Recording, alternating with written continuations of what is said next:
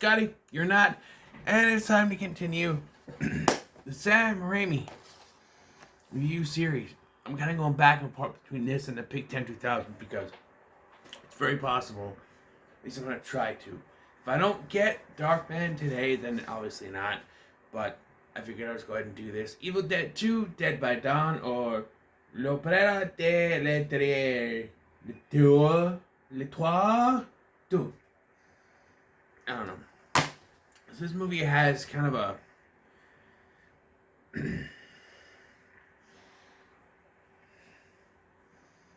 don't know. The backstory with this movie is a little difficult. Like a little, he had a difficult creation. This movie, you know, Sam Raimi went on to do Crime Wave. Hold on, I forgot to shut the damn windows. I know I forgot something.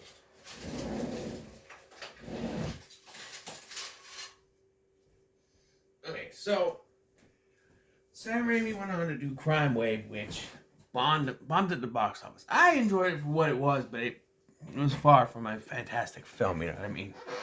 I think I gave it a so bad it's good or middle of the road, whatever. But it just didn't impress people. So the obvious way to go was back to the beginning. Evil Dead. Sam Raimi's original vision was for Ash to go back to the Middle Ages, which ended up being Army of Darkness. But the producers were like, no. We want more of what you did in the first one. So they gave him that. But the problem is, Sam Raimi really wanted to recap the events of the first film at the beginning of this film.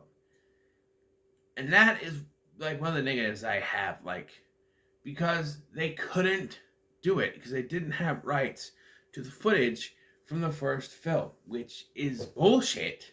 Not that I'm not calling bullshit for them, like, oh, they say they didn't have it. No, I'm calling bullshit. He's a director. He put his heart and soul into that goddamn movie. Why the fuck isn't he allowed to use his own fucking movie? It's beyond me. Like, the whole rights thing, it's over my head because I just don't get it. He directed that movie. It was his baby, and he's not allowed to use any footage from it in this movie because of a rights issue? That's bullshit. You make a movie, you should have the right to use that movie in any way, shape, or form. I don't care. No, because of that, and instead of just, saying, oh, let's forget about the recap, he decided to film an entirely new recap with just Ash and now a new Linda, which has become a running joke in Ash Living Dead, where he's at the high school and he's talking to Pablo and the other lady, I forget her name, where he's like, I met my first Linda here. So it's a little ha-ha fun joke, but yeah, but I guess there's not a really, like, you could have just started with Ash, and really, you could have done a backstory with Professor Nobi. So you could have just started with Ash being attacked by something from behind in the woods, and continuing from there, and just go forward with that. And, like, I guess you could watch it that way, but then a very confusing thing would be about if you're holding the first one in continuity, there is no recap with Ash and the new Linda, then you bring into question, like, because later it's revealed that Henrietta, Professor Nobi's wife, has been in the cellar the entire time. Now, if you hold the first film in continuity, you know that she's just been down there the entire time and they never knew it. I mean, they locked Cheryl down there in the first film and there was no sign of that. Didn't Ash fall down in there too or something? There was no, hint that she was even down there. So if you're bringing that, the first one in continuity, that's going to be another error. So if I was in Sam Raimi's shape, first take up the Henrietta stuff and just have one of the people with them get possessed first. Because we follow Annie and Nobi being the professor's daughter, up to the cabin with the professor's assistant Ed and the two redneck hillbilly people as they go up into the cabin and they find Ash. And Ash. And this is really when Ash became Ash to me, because right away Ash is portrayed different in this new flashback sequence. He's cocky. Like, he's one of those things where you couldn't say this kind of stuff today. Was he's like, hey baby, let's open up a little bit of the bubbly. You know, after all, I am a man and you're a woman. I'm just like, I know it's not that racy, but it's like nowadays, it's like he's implying, hey, I'm a man, you're a woman, let's get down and dirty. Back then, it was just a come on, you know, like, hey, I'm a man, you're a woman. I mean, for God's sake, son of a bitch, he used it again, didn't he? Raimi, you sly dog. He used that again. In Spider-Man 3, I think it was, with Mr. Dickovich, where he's like, you just say, I am a man, you are a woman. You know? Son of a bitch, Raimi, you got me. I didn't realize that tonight, but you got me. Also, you give me rent.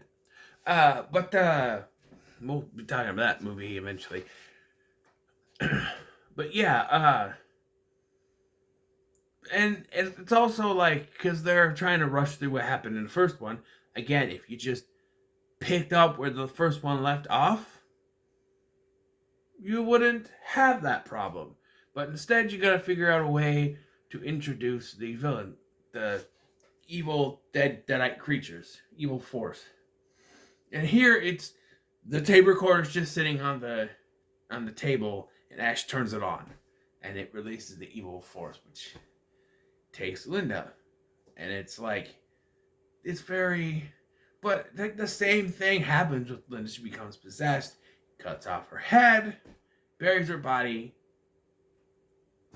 and in this one she comes back in glorious stop motion. I do have a bit of I think there's another continuity here too. It has nothing to do with the first one, but like, he starts turning into a creature. I believe so. He starts turning into a creature before like anyone else shows up, and then he gets bit. And we all know that after he gets bit, he cuts off his arms to sever the infection. He was already turning, right? Or was I remembering? Am I remember it wrong? I just watched the damn movie, but I swear to God, that's how it worked.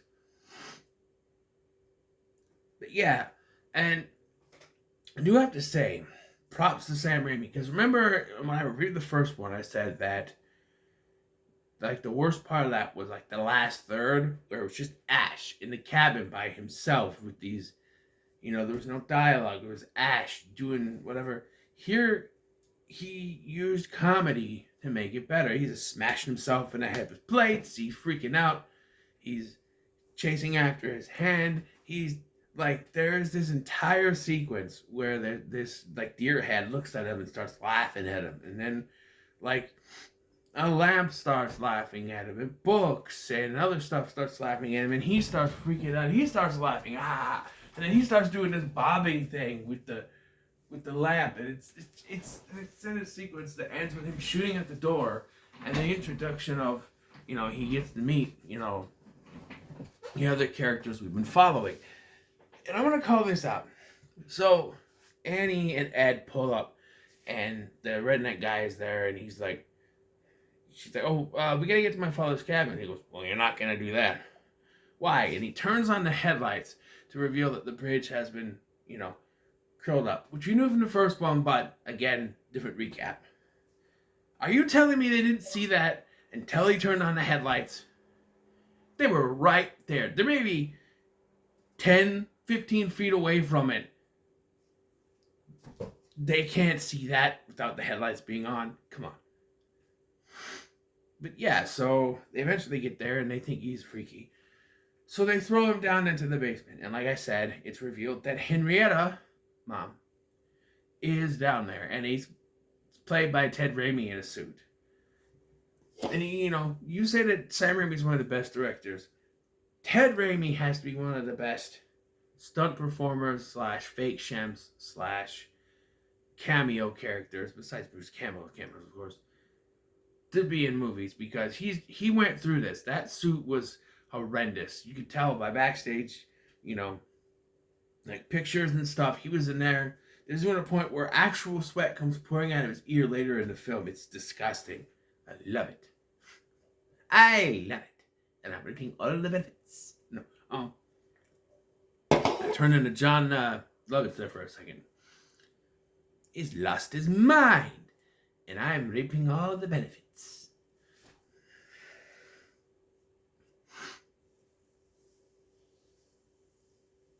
But, and that's from A Wedding Singer, I believe, which I haven't seen yet, but I know that line. There's so many lines in movies I've known, but haven't seen, But that'll change.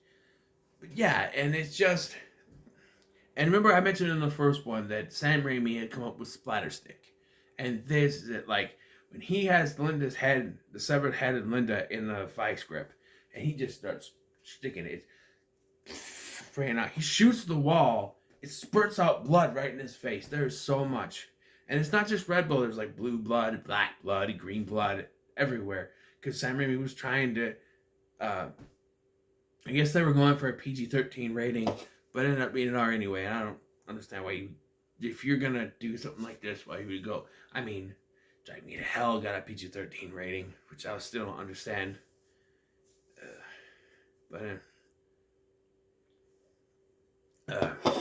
Yeah. Like I said, this is the start of the Ash that we know and love. And you get the montage of him putting on the sawing up the shotgun and going, groovy, And I'll swallow your soul, I'll swallow your soul, I'll swallow your soul. Swallow this. Fantastic. And even like the effects are better than they were in the first one. There's some stop motion stuff that's still a little sketchy nowadays, but it's pretty good. And you could tell Sam Raimi still wanted to do the Ash in medieval times, because as they're going through the book, you see the picture of a medieval Ash. It's obviously Ash stuck in medieval times, and that's where the movie ends, because Annie reads from the book. So is Annie still alive? Does she survive? Or does she die after she reads from the book? Because I think, remember correctly, she reads from the book, and it sends him back through time. Don't read from the book. And he ends up, and they even retcon the end of this one, because he kills the Deadite, the flying Deadite, and they hail him like, hail the king, hail the king. And you have Sam Raimi in a cameo, which is fun, as the knight. And he's like, no. Sam Raimi has said it before that the Evil Dead is all about punishing Ash. The end of the first one. He's attacked by the supernatural force, supposedly killed, and if there was no sequels, Ash would be dead, but so good we got sequels. And now he's just being punished over in this film, and attacked by his own hand, which props to Bruce Campbell for that whole thing of him. He has to fight against his own hand and everything. It's just fantastic. And everything he's gone through with these people, and fighting off Henrietta, and all that stuff. And now he's stuck. And it's not just that, he got stuck in the medieval age. In the medieval ages, he saw in the book that there was a chosen one, and now he realized, he's come to the realization, I'm the chosen one. No, not me. No, even though it looked just like him, even with the blue shirt and everything. But yeah, I gotta tell you that this was a fun watch this time. Now that I'm actually, paying more attention, I enjoyed this. Oh, I do want to call another thing up. So you have Henrietta, and I thought about this in the first one too. So they have that thing where it's the basement thing. It's chained up and like this. With the amount that it goes up, why the hell can't it just slide out of there? Like, Ash is down there, and he's like, let me out. And he keeps pushing it up, and I'm like, at this point, just crawl out. And then when they have Henrietta down there, he's like, And props for this scene too for Bruce Campbell's acting. He doesn't say a word, and it's like she goes to let her mom out, and he grabs her and just like, because he knows it's not her. And if you made the first one canon, you'd realize how he knows, because his sister was down there. It wasn't her anymore. But stupid studios and stuff like that.